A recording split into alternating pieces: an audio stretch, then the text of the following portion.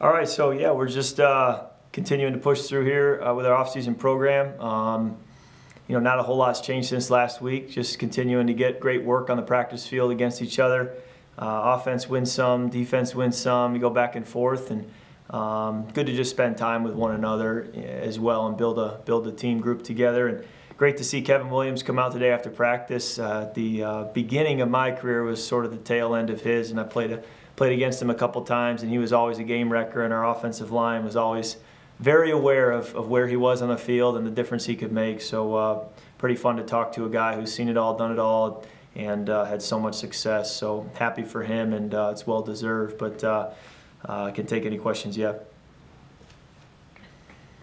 Go to Chris first, and then Andrew Kramer.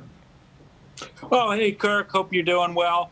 Mike Zimmer said some interesting things on a Zoom call earlier today about players and vaccinations. He said that unvaccinated players, it's going to be harder this season. They'll have to wear masks. They'll have to travel in separate buses and various different things. I'm wondering what your thoughts are on the difference potentially this season between vaccinated and unvaccinated players, and also, have you been vaccinated? I choose to keep my medical history private, as with anything else that goes on, but it'll be a lot like last year to that degree. We've already lived it for one season, and it's a fluid situation, as it has been since the COVID pandemic began. So we'll kind of take it 1 week at a time, 1 month at a time, see where we are when we get to the season. And it's so important that we focus on football, as well, and really making sure that we're winning football games. That's really what it'll be about. Well, Kirk, regarding football, the team has kind of, said it could be a competitive advantage to get it. Like, how do you weigh that in terms of just knowing that if you choose to get it, or if you haven't, whatever, how do you decide on that compared to the football side of things and being available every game? Yeah, I think people just need to make their own decision and make the one that's best for them and for their families, and let each person make that decision. We'll do Ben and then John. Kirk, you mentioned playing against Kevin Williams at the beginning of your career, and I think you guys played them a couple of times those 2 years when he was there and you were in Washington. What do you remember about some of those games? And I guess specifically the one, I think he jumped in at nose tackle in 13 and had a couple sacks against you guys. What do you just remember about him lining up against him? Yeah, he played nose in 13. I didn't play in that game, but I specifically remember as we were preparing for that game, getting on the plane to go to that game, our offensive line was hoping that he was going to come down with something or be out for that week, because they said, everybody's good in the NFL and every three technique is good, but they were telling me, and I was a young player still learning the league, they said this guy's on a whole different level, and so that told me something about the type of player he was, and he did move into nose for that game, and that was kind of near the tail end of his time in Minnesota, but I believe played against him later on, maybe 14 or 15 when he was with Seattle and New Orleans. So and just seeing him today, talking with him, having him talk to the team briefly, you just kind of see what made him a great player. You could tell he's not a self-promotional guy. He's just someone who goes to work, was a great team player, and was going to do his job and be a professional. And when you combine that with that mindset with the abilities he had, it's how you get the final result of 5-time All-Pro, 6 Pro Bowls, and ultimately being a Ring of Honor player. Hey, Kirk, just wondered, you've been in a lot of these mini camps and things at this point in your career. I just wonder what you kind of look for in terms of the feel of yourself and in an offense and in the rhythm of an off season to say that once you guys break here, what translates going into training camp and how the year is going to start out for you guys? I think that's a great question, because it's a question I've been asking myself throughout this off-season program, because you do evaluate every day yourself, you evaluate your comfort level, you evaluate how your offense is playing and if you're up to par. And it can be difficult to do that, because at times you have to factor in what is game like, what isn't game like. Is that an excuse? Is that a legitimate explanation for what's taking place? Is there ever a time where it's easier in practice than it will be on game day? And so do you get a false sense of security because the success is not going to carry over to Sunday if it's not more like game day? For example, the pass rush, we're not getting a full speed pass rush right now. And so you get a little bit of a false sense of security in the pocket, and it's harder to evaluate how your timing is and how your feel of playing in the pocket is. So there is a little bit of, let's see the real thing come Sunday, in the fall, and it can be a little difficult to, to know what it's going to be like. At the same time, you try to get the most out of practice, and quite frankly, this is as good as we can get. This is so much better than a walkthrough, so much better than a virtual meeting. So there is still a lot of value in what we're doing, and you just do the best you can and try to cover for what you feel you're not getting with some individual drills, maybe post-practice work, and then when you go home in the summer, try to really say, hey, based off of what happened this spring, how can I be better? What can I do on my own? Dave Campbell, think back to Chris. Hey, Kirk, every year you've been here with the Vikings, there's been an offensive lineman drafted high, come and played right away as a rookie. Looks like you may have that situation again.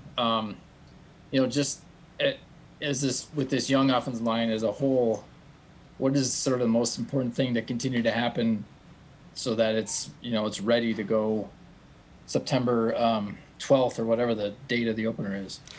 Well, we got to get the full speed practices going. I think it's there's a place for going half speed or kind of easing through it, especially early. I think it allows players to get comfortable with their rules and the different fronts they'll face and pressures and how they may have to pass off a stunt. And to be able to kind of mentally go through that at half speed, I think there's tremendous value there. But then at some point you do have to take it up a notch and take it to full speed, and that gets you ready for Sunday. And we're not quite there yet, but we'll get there, when we get the pads on and can do that, and the preseason games help. And every player has their own pieces to work on and get more comfortable with, and we got to get guys healthy or stay healthy so they can be on the field getting those reps and that experience. And it's just a gradual progression as we build here towards early September.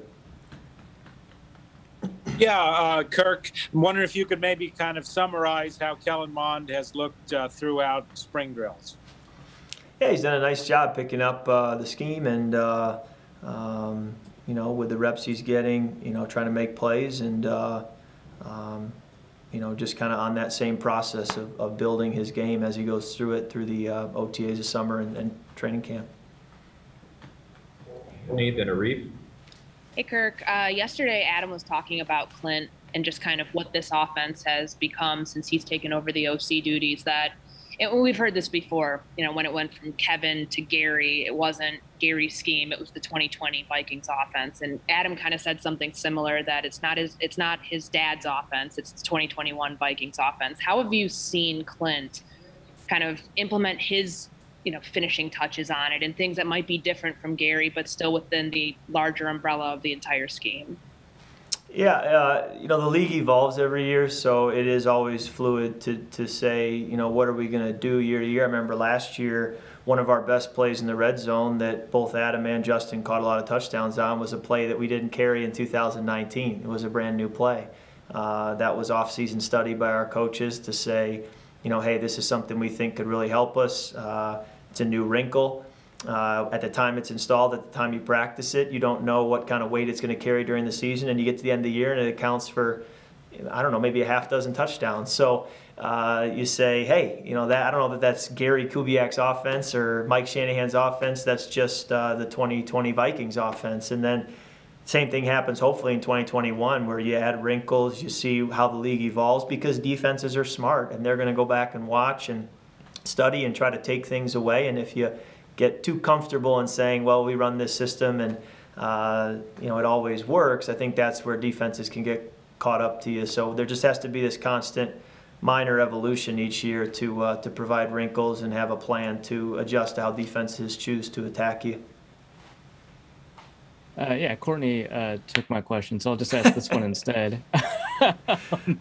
You mentioned that you'd gone back and looked over your career, looked over every snap that you'd had in the NFL. I was wondering how much of that have you been able to take to Clint Kubiak and say, hey, I ran this in 2016, it looked really good. Maybe we want to think about installing this, or hey, this technique worked for me. Maybe you take it to Janoko and say, maybe this is something that we could work on.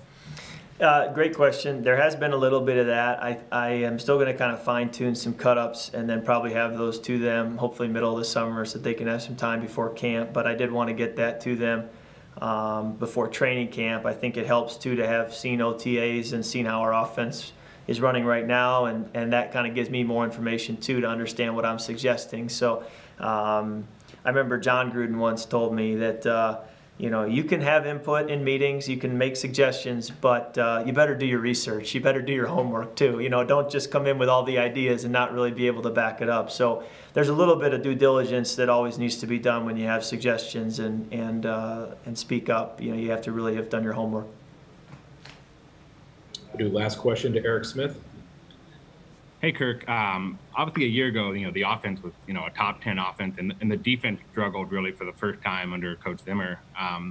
This offseason, the priority has been pretty much all defense and free agency. You brought in Sheldon Richardson and Patrick Peterson, all these big names.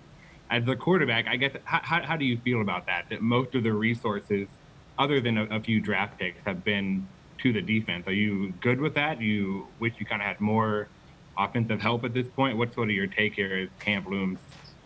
I'm pretty good with it because I'd much rather be in a game where the opposing offense isn't scoring very many points than in a game where we've got to score a lot to win. So defense has to be one of the best friends of an offense and of a quarterback, and certainly makes a major difference in the final result of winning and losing, and in doing something in the playoffs. So when it really matters. So I feel great about the additions, excited about not only the defense but the group we have, and so much of it is going to come down to staying healthy.